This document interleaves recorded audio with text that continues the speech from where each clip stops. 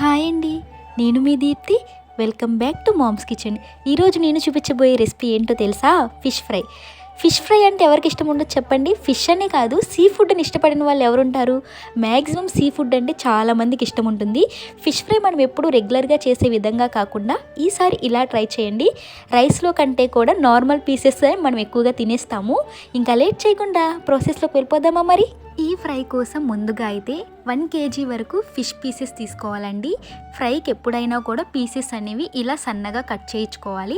కర్రీకి అయితే కొంచెం లావుగా ఉన్నా పర్వాలేదు, కానీ ఫ్రైకి అయితే పీసెస్ ఎప్పుడు సన్నగానే ఉండాలి, గుర్తుపెట్టుకోండి. ఫస్ట్ అయితే 1.5 టేబుల్ స్పూన్ వరకు సాల్ట్ తీసుకోవాలండి. సాల్ట్ అనేది మీరు అడ్జస్ట్ చేసుకుని వేసుకోవాలి.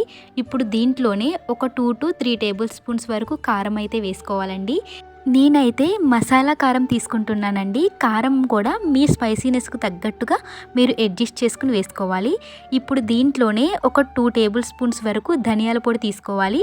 వీటితోనే ఫ్రెష్గా గ్రైండ్ చేసుకున్న అల్లం వెల్లుల్లి పేస్ట్ కూడా వేసుకోవాలండి. అల్లం వెల్లుల్లి పేస్ట్ ఎప్పుడైనా సరే అల్లం తక్కువ తీసుకుని వెల్లుల్లిపాయలు ఎక్కువ తీసుకోవాలి, అలా అయితేనే టేస్ట్ బాగుంటుంది.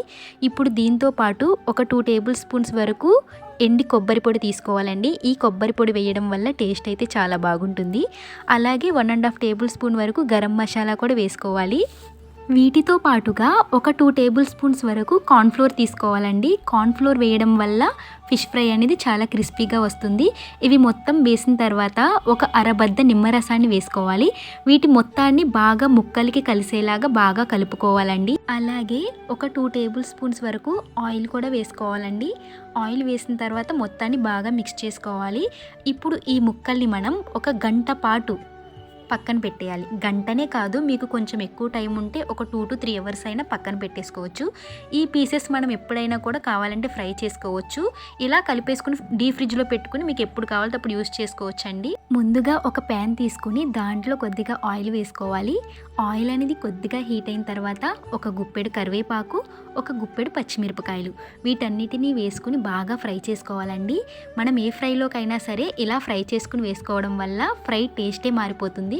చూసారు కదా, ఈ విధంగా క్రిస్పీగా ఫ్రై అయిన తర్వాత మనం తీసుకుని పక్కన పెట్టేసుకోవాలి.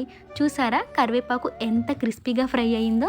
బాగా ఫ్రై అవ్వనివ్వాలి. ఇప్పుడు మనం ఫిష్ పీసెస్ అయితే ఫ్రై చేసుకుందామండి. ఇవి గంట పాటు నేను పక్కన పెట్టాను. ఫ్రై చేసుకునే ముందు మొత్తం ఒకసారి బాగా కలుపుకుని అప్పుడు ఫ్రై చేసుకోవాలి.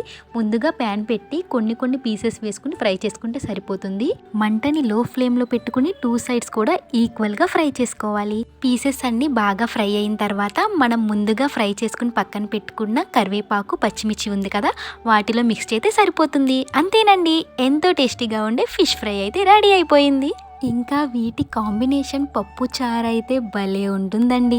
ఒకవేళ మీకు కుదిరితే కనుక ఖచ్చితంగా పప్పు చారులోకి అయితే ట్రై చేయండి. టేస్ట్ వేరే లెవెల్లో ఉంటుంది. ఈ ఫిష్ ఫ్రై రెసిపీ మీకు నచ్చిందా? నచ్చితే కనుక ఫాస్ట్గా ట్రై చేసేయండి.